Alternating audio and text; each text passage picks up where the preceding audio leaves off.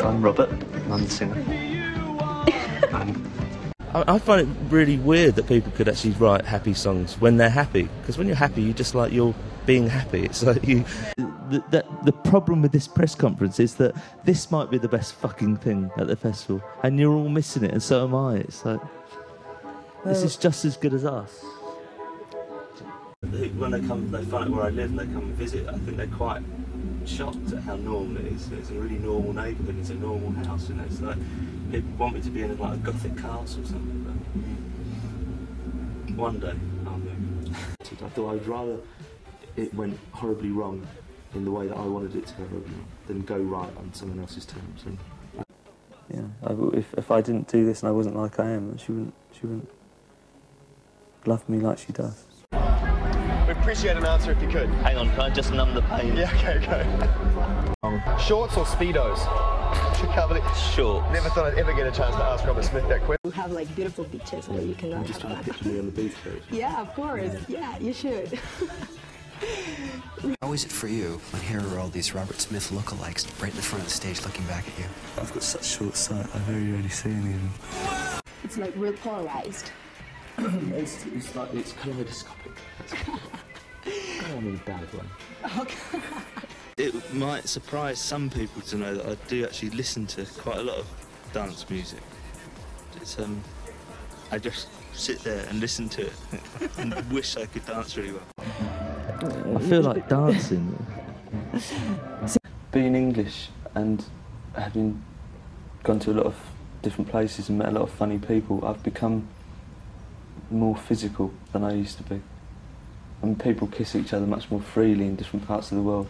I mean, in England, if you go and kiss someone, the person like leaps away from you. What are you doing? Like, and my mum does that sometimes when I go to kiss her. So I don't know. I mean, I like kissing, but I like kissing nice people. It's dreadful when but at the same time when people kiss and it doesn't mean anything because it's their way of saying goodbye. You know, and they taste really horrible. On purpose, honestly, I make really weird stuff so that they won't eat it. I do things like cornflakes and cheese with chillies on top. And it's weird. It's also like the whole idea of living together in a house kind of has an effect because the mood does change. It's weird. It's like I imagine being in a convent. Not a convent, a monastery. Convent, I meant, actually. Whenever I'm here, I love Greek food as well, and Greek drink. It's one of my favourite places in the world. If it just wasn't so hot. I've tried it at most different times of the year, but it's always hot, so it's... Tell me it's not always like this, is it? You must have like a really cold, dark, rainy season. On a personal level, I find it really difficult. I mean, this is a bit weird for me still, even after this amount of time. I just don't feel comfortable, and I never will, and I've sort of like past 30 now, so... Playing music and singing. In fact, the key is singing. I fucking love singing. But I sing at home to no one. Much better, actually. I'm much better at home than home. Some of the songs are very upbeat, but not in a kind of an idiot pop way. Have you changed? Have I changed? Yeah? Yeah. A lot? Yeah. Well, I mean... Of course I have. I think... Ha diceva in realtà, Robert. That's okay, thank you very much. I thought you meant my clothes. That's yeah. The passing of time is inevitably the thing that actually motivates you to do anything. If you lay in bed one day and it's like time passes, it's like the day's gone, you know, so everything becomes a choice and much more keenly a choice as you grow older. So the people that are from the record company that we've just left were always saying to me, you're making the wrong choices, but I can't really make the wrong choices if I'm only concerned about my own satisfaction, really, my own enthusiasm. So I'm very happy that there's so many other people in the world who seem to agree. If someone's going to like give me an honour, they can stick it up their fucking arse. They have no right. Jupiter's Crash was really about the comet crash of a couple of years ago, as an analogy for a failed sexual encounter and how you kind of build people up. Everyone was keyed up to expect the comet to kind of hit Jupiter and Jupiter was going to explode. Unless you had a pretty powerful telescope, you couldn't see anything at all. And it just made me laugh, and it was that sort of sense of like this big build-up, and the next day people were saying, you know, that was rubbish. I was thinking it wasn't rubbish, it was incredible, but it just like, it wasn't what you expected, and that was the analogy.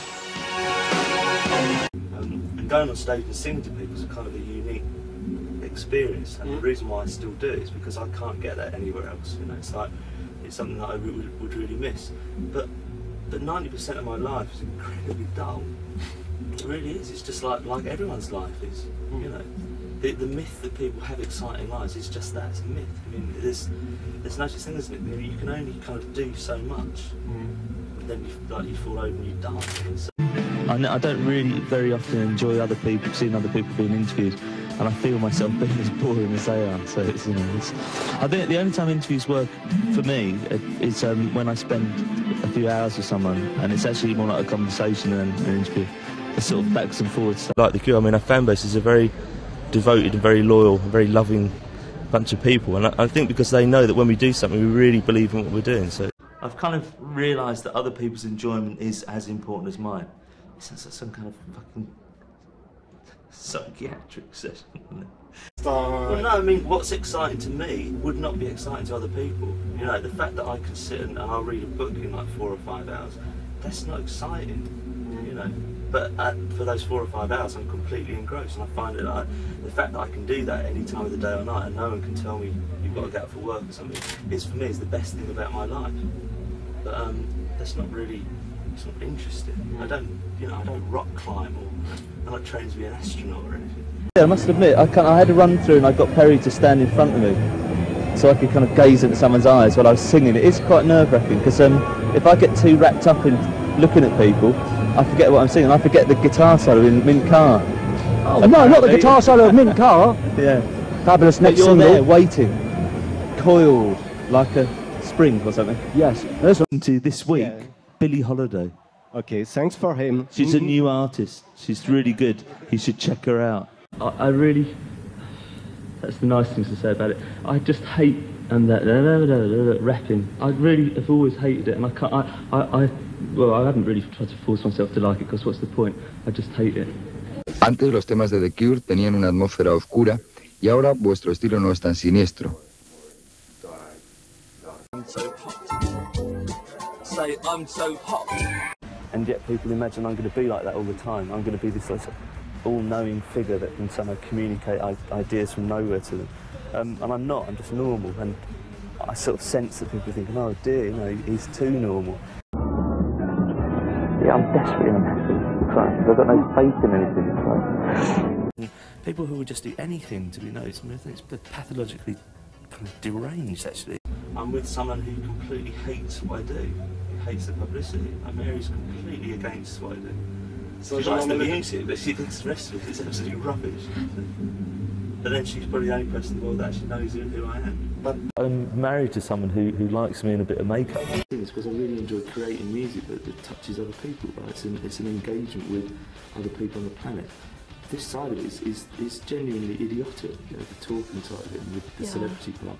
It's just part of what I do, but for an awful lot of people, this is the part that matters. You know, it's being in front of the camera that matters, and it isn't at all. It's genuinely rubbish. Yeah. The part that matters is the making music part. It's the creative part. Your private room. You can tell us something? Yeah, I'm lucky because I've built onto my house as I've grown older. Each sort of 3 or 4 years, I build a little bit more onto my house, and I've got really weird rooms with stuff in them. I build rooms it's like, you know, it sounds stupid, doesn't it? It's like people. It's a secret, okay. Well, but people sleep on the streets. It's like it's embarrassing. It really is. Sure. I was brought up to feel that everyone should have an equal chance. Everything should be fair, and I still feel that. I feel very, very uncomfortable about being who I am. I really do. It's like seeing. I'm not sure that fans would really want me to be like a normal person. I don't think they want to know very much about me. I actually don't believe that. Because, to give you an example, right, when I was young, I really admired David Bowie. It was kind of like the only living person that I thought was really good. And the first time I met him in the mid-90s, I was really, really upset because I could sort of talk to him for a couple of hours. and we didn't get on. We just disagreed about almost everything, about art and about, you know, the way the world turns. And I went away from that, and I thought, God, it was like, that was my idol, you know. I was so wrong. What I imagined he would be like, he was nothing like it. And I think that's true of anyone, really. So my house was the house that you would have come back to after school. So it's a very kind of open house. My dad made very excellent homemade beer when I was about 13, so I was very popular for that alone, I think. I've never taken that step into like solo artistdom because it's a lonely place.